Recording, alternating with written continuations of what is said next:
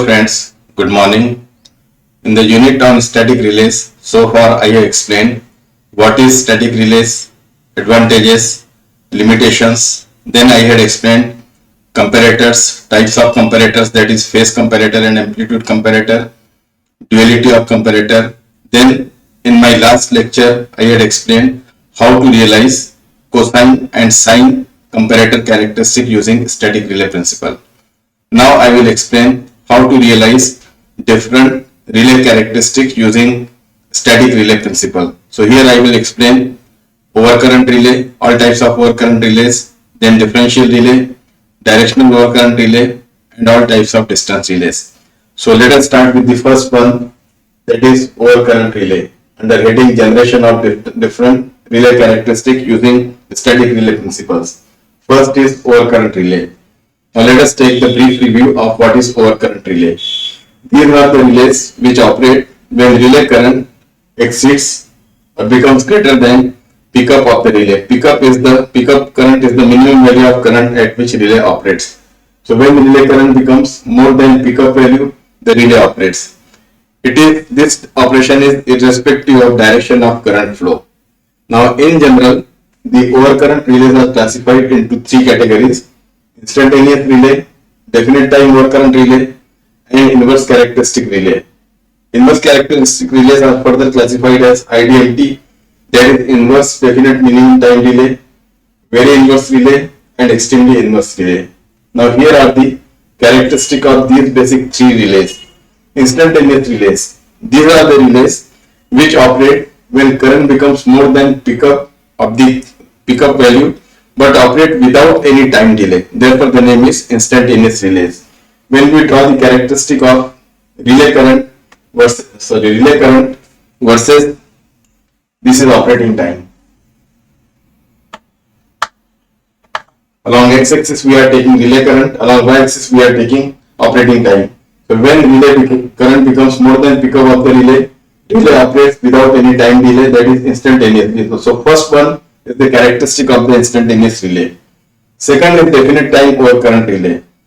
These are the relays which operate when relay current becomes more than pickup value, but they operate after some definite time. And this operation is irrespective of the magnitude of the current. So this is the pickup, this is the characteristic of definite time overcurrent relay. So relay is operating when relay current becomes more than pickup, and this operation is after some definite time. So instantaneous relay characteristic and definite time overcurrent relay characteristic, they are almost same, but it is slightly time delay. There is some time margin. Third is inverse characteristic relay.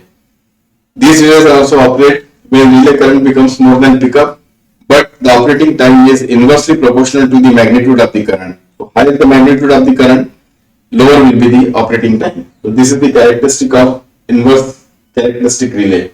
So here you can see the relay operates when current becomes more than pickup, but as current is increasing, operating time is reducing. Now depending on the degree of inverseness, this characteristic is classified into three categories: IDMT, that is inverse definite minimum time delay. So here operating time is inversely proportional to the magnitude of the current, and after some value of the current, that is at the higher side, the operating time becomes definite minimum. Second is very inverse, degree of inverseness increases. Third is extremely inverse relay characteristic. So characteristic becomes more inverse. Now I will explain how these three relay characteristics are realized using static relay principle. So in overcurrent relay, first is instantaneous relay. These are the relays which operate when the relay current becomes more than pickup value of the relay and operating time is without any time delay. So here we take the relay current, that is from CT, that is current transformer or linear coupler, and we reduce the value such that it is compatible with the electronic circuitry. Important thing is, the electronic circuit do not take current directly, so we have to convert this current into voltage. So either we have to use current to voltage converter IC, or we have to short the secondary of the CT by a small value of the resistance, let us say 1 ampere. So when we short the secondary of the CT by 1 ampere, 1 ohm resistance, then if current is 1 ampere, output voltage will also be 1 volt. Also output voltage will be 1 volt. So whatever voltage we are getting, that is proportional to the current. So here for simplicity I am writing this as current, but actually this will be the voltage signal. So for further discussions, whenever I write current, actually it is the current converted into voltage, proportionate voltage. So IR, then it is rectified plus filtered. So here we are getting DC value of resistance. Now this is amplitude comparator. Reference value to this amplitude comparator is pickup. So as soon as IR becomes more than this pickup, the amplitude of the output of the comparator will become high and trip circuit will be energized. So this is the simplest form of the circuit for instantaneous relay. Next is definite time over current relay. So it is same as instantaneous relay, but we have to provide some time delay. So first two blocks will remain as it is, that is current rectified plus filtered, then amplitude comparator.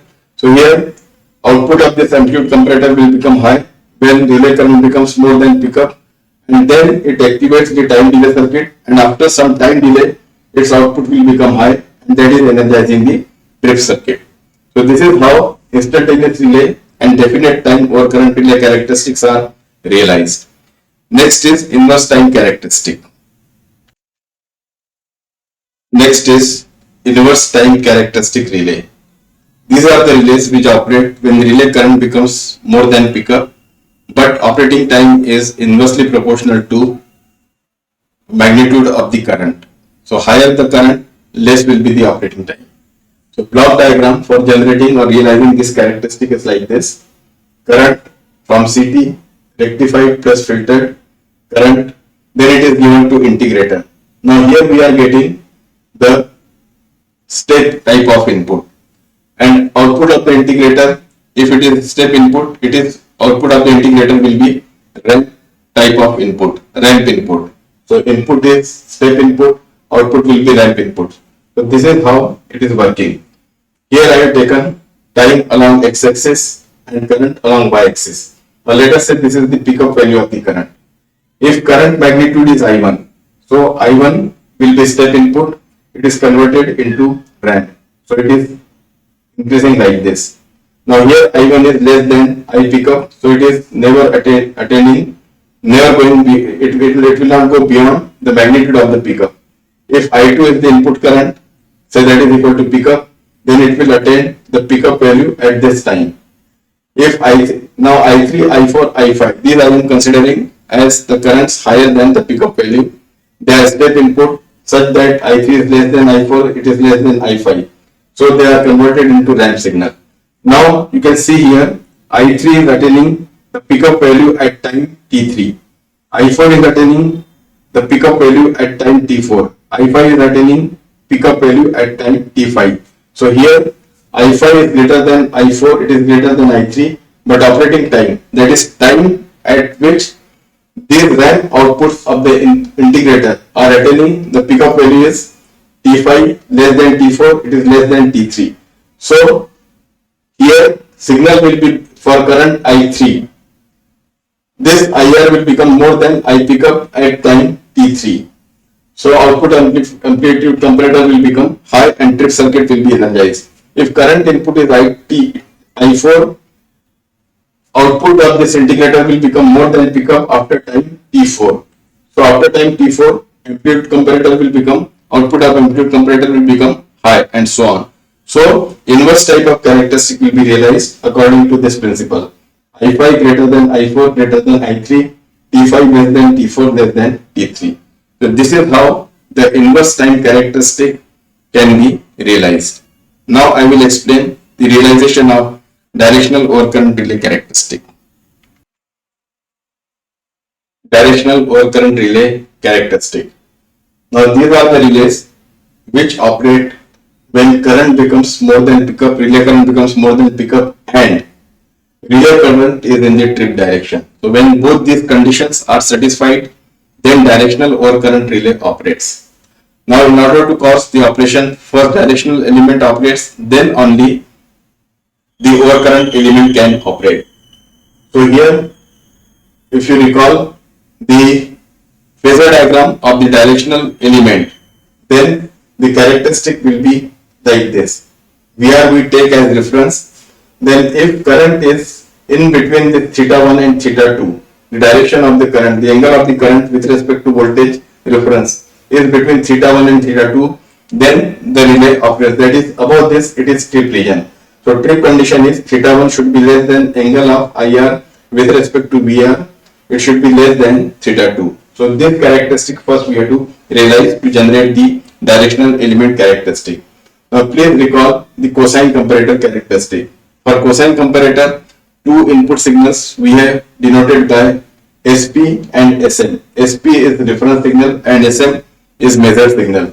So if cosine of the angle between measured signal and reference signal, that is polarizing signal, is positive, then the relay operates. So that is between minus 90 degree and plus 90 degree. So this is the on the right hand side is the trip region. So the operating condition is minus 90 degree, should be less than angle of SM with respect to SP. This should be less than 90 degree. On this side it is trip region.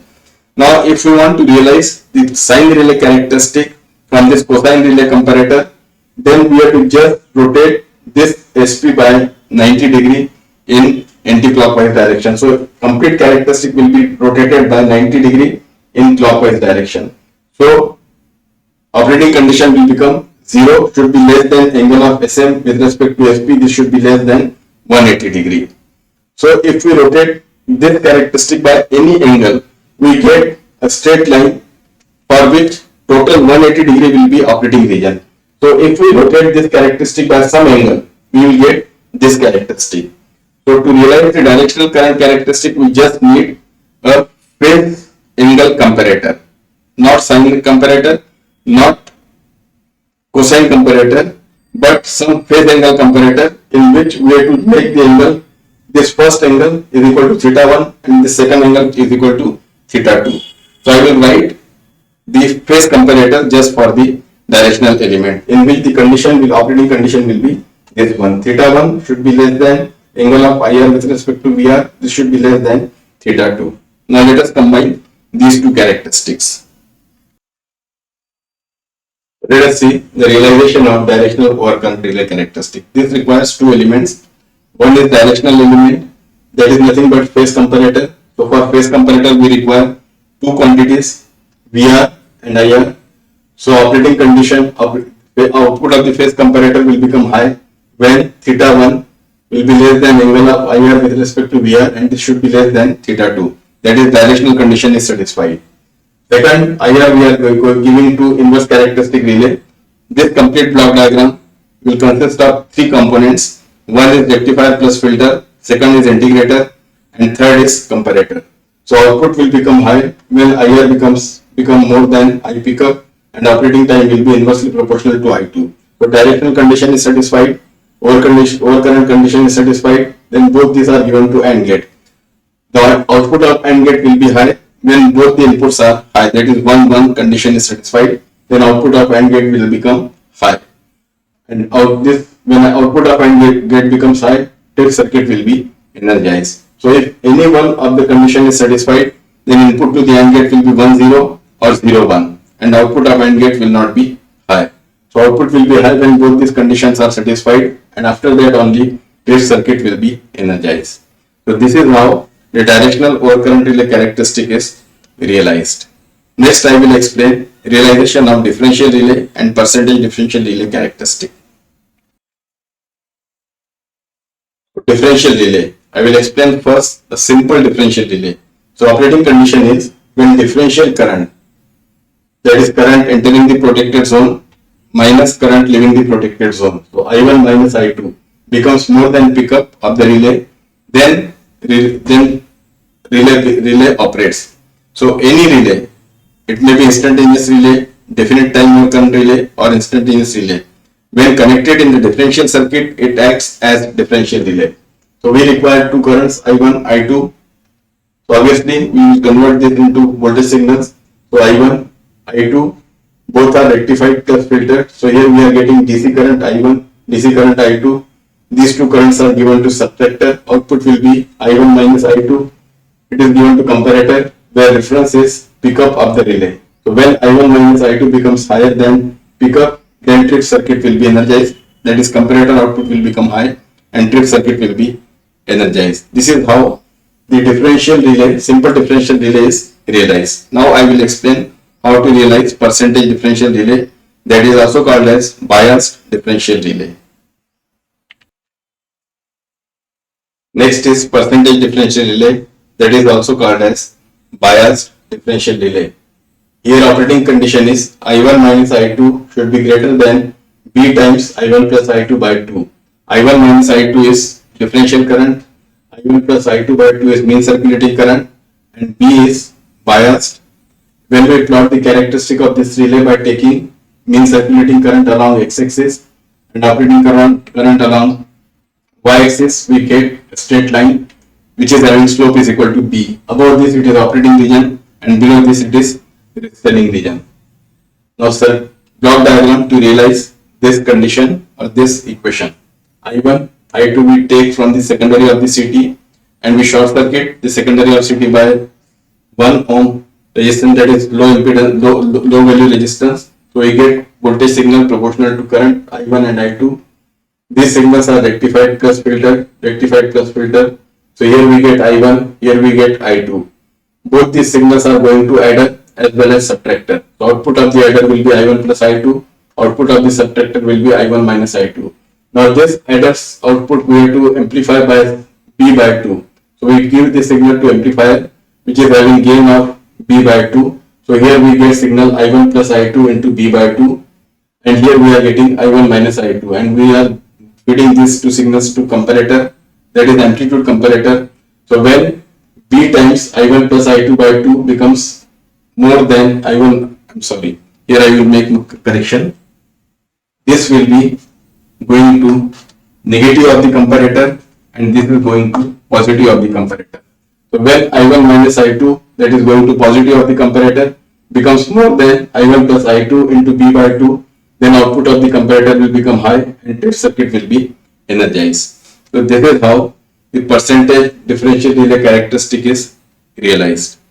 So in this video lecture, I have explained how to realize different overcurrent relay characteristics, directional overcurrent relay characteristic, and both types of differential relay characteristics, that is simple differential relay and percentage differential relay. Friends, if you feel this video lecture useful, then please like it. Ask your friends, colleagues, juniors and yourself also to subscribe my channel for upcoming video lectures on high voltage engineering and power system protection. If you want to make effective and efficient use of time, then read my book on the time management. The link for the book is given in the description box. I have launched a useful course for the students on Udemy. This course is very useful for the students who are preparing for competitive and entrance exams. The link for the course is also given in the description box. Thank you.